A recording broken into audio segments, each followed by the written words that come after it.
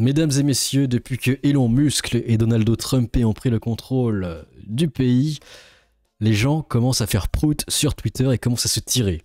Ils ont peur carrément de ce site et s'en vont. Il y a plein de journaux qui se barrent, des politiciens et même Greenpeace. Donc on va voir tous ceux qui ont quitté le navire et vous allez voir certaines phrases sont assez rigolotes.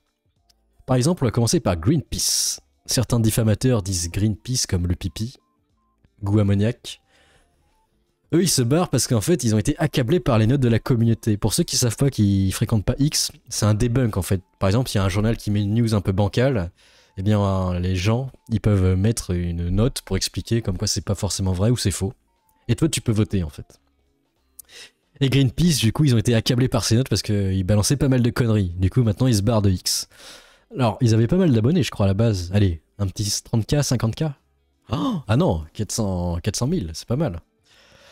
Avec sur Mulot News, Sardine Ruisseau qui suivent pour troller évidemment.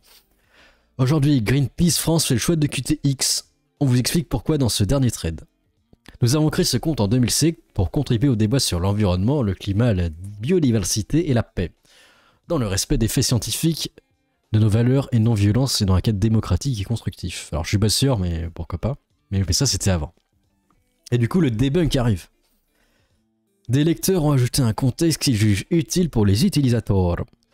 Les nombreuses community notes corrigées les erreurs scientifiques de ce compte contredisent l'assertion comme quoi il contribuerait au débat sur l'environnement dans le respect des faits scientifiques. Exemple sur les 3 derniers mois. Et là il y a plein de debunks évidemment. Il y en a beaucoup. Avant que ce réseau n'atteigne un niveau de toxicité sans précédent et ne devienne une tribune privilégiée pour des idéologies qui favorisent la désinformation, le climato-sceptisme et les discours néneux.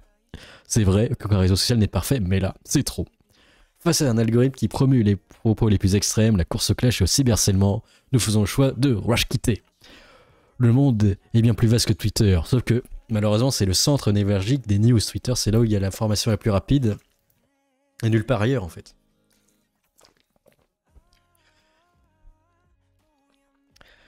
Vous pouvez continuer à suivre sur d'autres réseaux.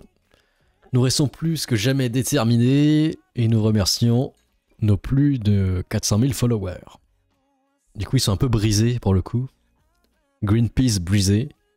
Évidemment, ils assument pas parce qu'ils ont verrouillé les commentaires, donc t'as aucune possibilité de réponse. Les comptes mentionnés par Greenpeace peuvent répondre, évidemment aucun. Mais on peut aller voir les gens ce qu'ils ont commenté. Hop. Je quitte Twitter. Ok. Je suis tout seul. C'est chiant de se prendre des notes de la communauté à chaque fois qu'on dit de la merde par pure idéologie, hein. Avec la gueule de Pépéga. Alors, Abrèche frère, ils assument plus les notes de la communauté qui rappellent à chaque fois qu'ils sont contre l'énergie la plus écologique. Ils doivent parler du nucléaire. Je pense qu'ils doivent être contre le nucléaire. Ce qui est un peu débilus, parce que oui, c'est effectivement le plus écologique. Sauf si tu mets la tête dans le réacteur, évidemment, c'est sûr c'est pas écologique, mais personne ne le fait. Les clochards anti-science qui dégagent. Alors il y a un mec qui danse, il a pété un plomb. C'est Ziz 2 peut-être. Le nouveau Ziz. Ouais, c'est Ziz, il s'est réincarné. Il y en a qui utilisent le mime Afuera.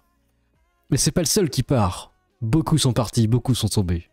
Elon Musk, l'homme aux pectoraux saillants, personne ne l'arrête, j'ai l'impression.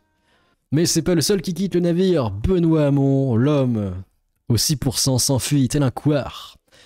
J'ai rejoint Twitter en 2008, je quitte sans regret ce qui est devenu un espace de désinformation et de désillumination hors de contrôle. Y racheter, c'est enrichir les ennemis de la démocratie. En partir, c'est se libérer de la férule de Musk et de sa mâchoire à broyer la décence. Je crois que c'était la décadence. Bilal Hamon, le mangeur de kebab, mais non. Il y en a qui l'accusaient de ça, mais je sais pas, ça venait d'où Bilal Hamon? Bilal Hassani à la limite. Et il y en a un autre qui quitte, je crois que c'est Ouest France. Léa Salamé, non, par contre, Salomé Saké, descendante de Bilbon Saké, elle retourne dans la contrée et annonce quitter X. RIP à elle. Peut-être qu'elle trouvera Gandulf sur le chemin de la Terre du Milieu, en se baladant dans les terres elfiques, ou alors voir Sauron, je ne sais pas. Donc on peut voir sur son Insta qu'elle dit « Ça y est, j'ai supprimé mon compte X Twitter avec mes 200 000 abonnés ». Des médias ont déjà quitté X, alors je pense que Ouest France a déjà quitté, oui voilà. En effet, 2 journaux français, les quotidiens régionaux Ouest France et Sud-Ouest ont quitté ces derniers jours Twitter.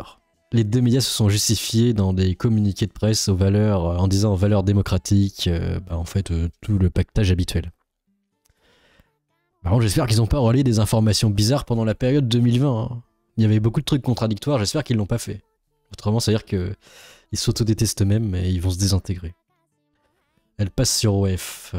Je ne pense pas, non, ce serait bizarre. Et qui paierait pour... ce serait bizarre, non.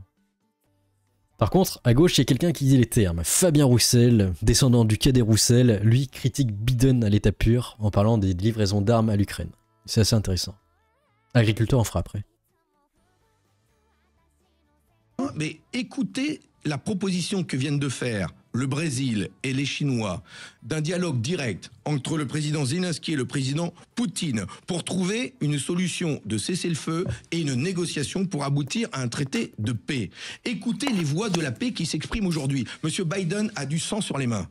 Je dis que monsieur... Ouais, laissez-le tranquille, Joe Biden, il est en train de retourner dans sa forêt amazonienne, il va faire des câlins aux panthères, se rouler par terre avec des anacondas et faire rouler des grosses galoches à des piranhas. Foutez-lui la paix. Salut Maximus, comment ça va? Biden a du sang sur les mains. D'abord ceux des Palestiniens qu'il a laissé massacrer en livrant des armes au gouvernement israélien et aujourd'hui en poursuivant, en accélérant la livraison d'armes à l'Ukraine. Ça a toujours été cocasse ça.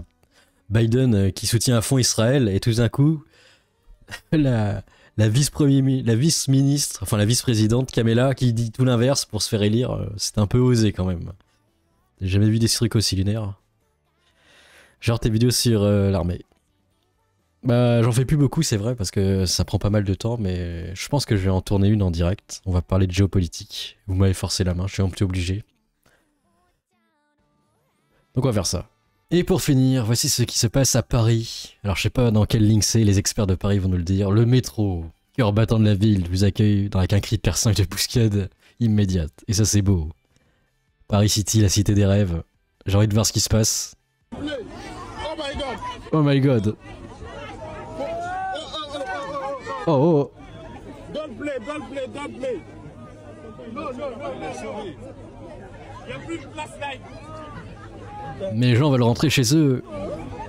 Ils veulent aller travailler dans leur open space. Remplir des lignes de feuilles Excel, laissez-les s'il vous plaît. Mon tableau Excel. Le patron va pas être content. Sorry. Silence please. Excuse me, just 1 minute. Qu'est-ce qu'il dit? 1 minute. Silence please. I am here to control the pickpocket man. Ok? Mais qu'est-ce qu'il dit? Ok? Qu'est-ce qu'il fout? Il se prend pour l'astromican, il regarde tout le monde, c'est le phare de l'humanité. C'est très bizarre. Bref, qu'est-ce que vous pensez de ces news? Est-ce que vous aimez aller là-dedans? Je pense que l'odeur doit être incroyable. Et les bactéries aussi doivent être incroyables. C'est un labo P4, comme dirait le célèbre Xi Jinping. Allez, à plus, Amogus.